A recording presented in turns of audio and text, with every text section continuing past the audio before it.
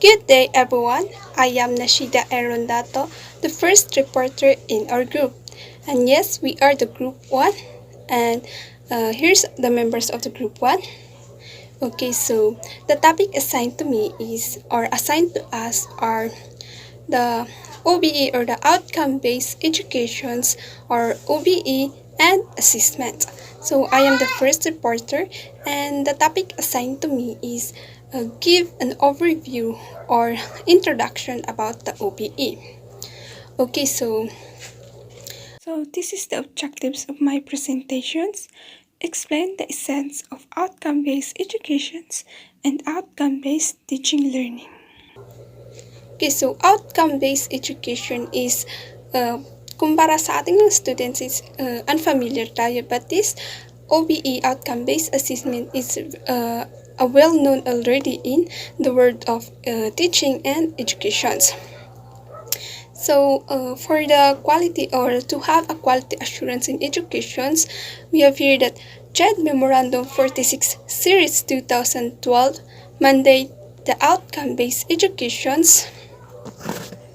The outcome-based educations or the OBE standards for higher education institutions, the enhanced basic education curriculum or the known as the K-12 curriculum of the Department of Education introduce a content standards or performance standards and competence in the K-12 curriculum guide. Okay, so this outcome-based education is mandated by the JED in the Memorandum 46 Series 2012. Okay, so since we as a future teacher, we are preparing as a future educator. So we should have knowledge about these outcome-based educations, or we should understand the curriculum form, such as these outcome-based educations. Okay, so this outcome-based educations is actually became the fundamental philosophy of higher educations in the Philippines. All curriculum, including of teaching education, will be anchored of the concept of these outcome-based educations, such as or in terms of the course design, instructional planning, teaching, and of course, assessment students. Okay, so what is OBE ba? So tayong mga students is, of course, we still knowing this outcome-based education. So ano ba talaga yung napapaloob at yung main purpose nitong outcome-based education? So we have here the definition. OBE or the outcome-based education is a model of education that reject the traditional focus on what the school provides to students in favor of making students demonstrate what they know and are able to do, whatever the required outcomes are. Okay, so in short, or in other words, kumbaga, nawala tayo sa focus na traditional way of teaching. Instead, we focus on to make the student demonstrate or make on their own experience or in their own answers. OBE is also known as, it is an educational theory that is centered on its goal. Okay, so OBE is kumbaga main purpose niya is ma-target yung or makuha yung goal. So in other words also, which means that we are shifting or changing our teaching of strategies instead na gagaya ng traditional. So in this OBE, our focus is we no longer on trying to finish everything that we need to finish for the entire school year. Instead, our focus is our learners should reach the goal or the outcomes that we are set for them. So, kumbaga nakafocus tayo sa matututunan ng mga bata instead of kung dati nakafocus tayo na matapos, for example, buong lesson ng books is focus natin is magturo. Kumbaga, magbigay lang ng lessons. Dito sa OBE is more on focus na may matutunan ng mga students or matutunan nila yung or makuha nila yung goal natin. Or at the end of the lesson is ma-demonstrate nila and explain yung mga natutunan nila. So, OBE should be planned with a measurable learning outcomes. Okay, so in OBE, it is timeable. Okay, so don't be confused with the two terms, learning objectives and learning outcomes, because these two terms has a difference. For the learning objective, it is the instructor's purpose for creating and teaching their course. These are specific questions that instructor wants to their course to be raised. Learning objectives is the goal. Ito yung mga questions natin na at the end of the lessons is matututunan nila. While the learning outcomes are the answers to those questions. Okay, so from the word itself, outcome. Kumbaga, ano yung naging resulta? Or the clear learning result that the learners have to demonstrate at the end of the lessons. Also, OBE is a student-centered approach, since it is focused on the intended learning resulting for instructions. Okay, so let's have a side example about these two terms, the learning objectives and the learning outcomes. So, for example, ang learning objective natin is to provide a participants that have a knowledge on the OBE. Yan ang objective natin, for example. And then our learning outcomes is participants must demonstrate the OBE. So, kumbaga, sa learning outcomes is the result of their learning. So, that's for the learning outcomes and learning objectives. Okay, so we have here that Dr. William Speedy. So, sino nga ba ito? So, an academic, educational, philosophical, sociologist, and is considered as the father of outcome-based education. So, he is considered as the father of the outcome-based education, which means he's the one who lead these outcome-based educations. He is largely known for his work that attempt, expand, and enhance the philosophical grounding and performance of education's leaders and educational system, and of course the learners. So, ang main work ni Dr. William Speedy is enhance at ma-develop yung world ng teaching and education. And of course, it has an impact with the learners, teachers, the leaders, and that all people that involved in education as a whole. So, he described outcomes as a clear learning results that wants the students to demonstrate at the end of the learning experience. So again and again, outcome-based education is, kumbaga, kung i-describe natin in one word is demonstrate, kasi ito yung outcomes na na-learn ng mga student na ma-demonstrate nila at the end of the lessons. Also means that what learners can actually do with what they know and have learned, and as a tangible application of what have been learned. So that is according to William Speedy. Okay, so we have here the Speedy versions on outcome-based education. So according to him, outcome-based education means clearly focusing and organizing in educational system around what is essential for all students to be able to do successfully at the end of a learning experience. Okay, so for example, starting with a clear picture or blank of what is important of students to be able to do, then organizing the curriculum, instructions, and assessments.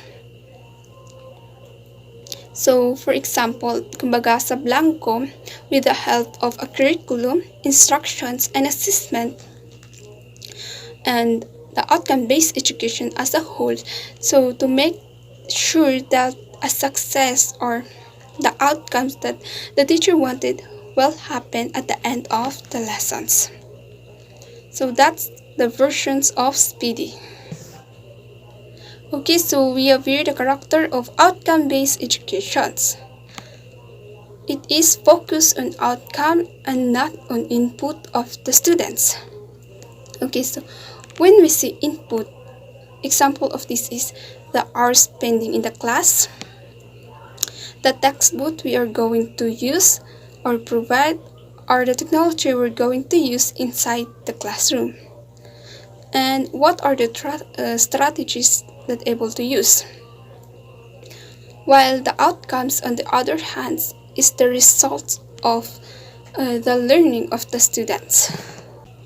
Or when outcomes is the range of skills in which skills or knowledge that are currently measurable, or like what I've said earlier, that it is the answers of the objectives. Okay, so kumbaga itong outcomes is malawak or malaki yung connection niya din sa ating objectives.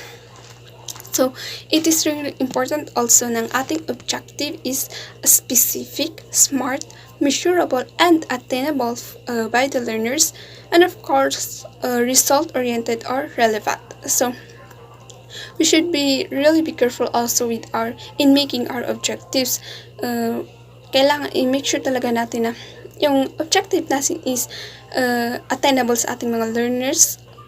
Kumbaga, expect mo na ma-attain nila yon, or kumbaga na ayon sa level ng kanilang grades, for example. And of course, measurable, hindi malawak yung ating objectives. So that's for the outcomes, characteristic of outcome-based educations.